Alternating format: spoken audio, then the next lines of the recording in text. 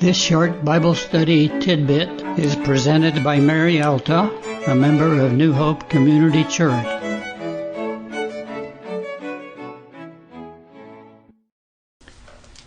In the book of Genesis, the story of Jacob is a familiar one. By his wives and their concubines he had 11 children in a relatively short space of time. The 12th son would be born later. It is also well known that Jacob was afraid of his brother Esau. Jacob was no fighter. On his way to his uncle Laban's house, Jacob had a dream. It is known to us as the account of Jacob's ladder. In the dream, he saw a ladder and angels ascending and descending on it. The Lord stood above it and gave him this message: I am the Lord, the God of your father Abraham and the God of Isaac. The land on which you lie, I will give it to you and to your descendants.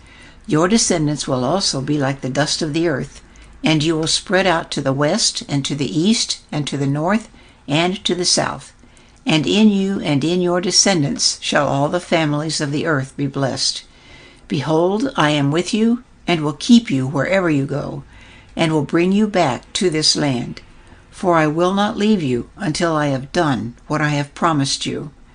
Jacob acknowledged the presence of the Lord by taking the stone that had been under his head, setting it up and pouring oil on its top. Then he named the place Bethel, the house of God. He also made a promise to God that if God did indeed return him to his father's house in safety and provide for him all that he needed, then the Lord will be my God. Also, Jacob promised to give to God 1/10 of all that God gives him. He arrived at Laban's house, met Rachel, fell in love with her, agreed to work 7 years for her.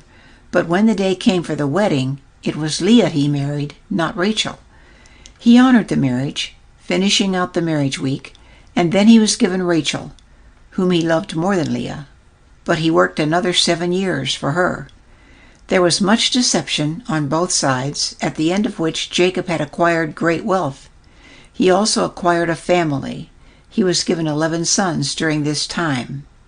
So because of the great wealth and the family, Jacob began to see a change in Laban's attitude toward him, and so he gathered his wives and children and possessions and left that place in the dark of the night.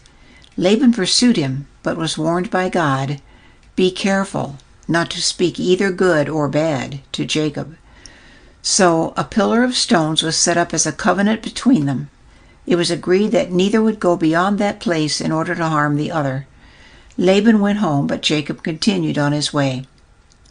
He sent messengers to his brother Esau in the land of Seir, the country of Edom. Esau responded by setting out to meet Jacob, accompanied by 400 men. This frightened Jacob, so he made a plan to send his people out in shifts, each bearing gifts for Esau. Jacob hoped that this would appease his brother, for he still thought Esau wanted to do him harm. Finally, Jacob was with the last group that consisted of his wives and 11 children and his 2 maids. He sent them across the Jabbok River, but he stayed by himself. While he was alone, a man wrestled with him all night. When the man saw that he had not prevailed against him, he touched the socket of his thigh. So the socket of Jacob's thigh was dislocated while he wrestled with him. Then the man said, "Let me go, for the dawn is breaking." Jacob wanted a blessing from him, which he got, and Jacob wanted to know his name, which he did not get. However, the man said to Jacob, "Your name shall no longer be Jacob, but Israel, for you have striven with God and with men, and have prevailed." Jacob seemingly knew who the man was, though, because he named that place Peniel, denoting the fact that, "I have seen God face to face, yet my life has been spared." When Jacob looked up, he saw Esau coming toward him. Again he divided his forces, putting the maids and their children in front, Leah and her children next, and Rachel and Joseph last. Then he went ahead to meet Esau, bowing down before him. But Esau ran to him and embraced him. Then he asked, "Who are these with you?" Jacob said, "The children whom God has graciously given your servant."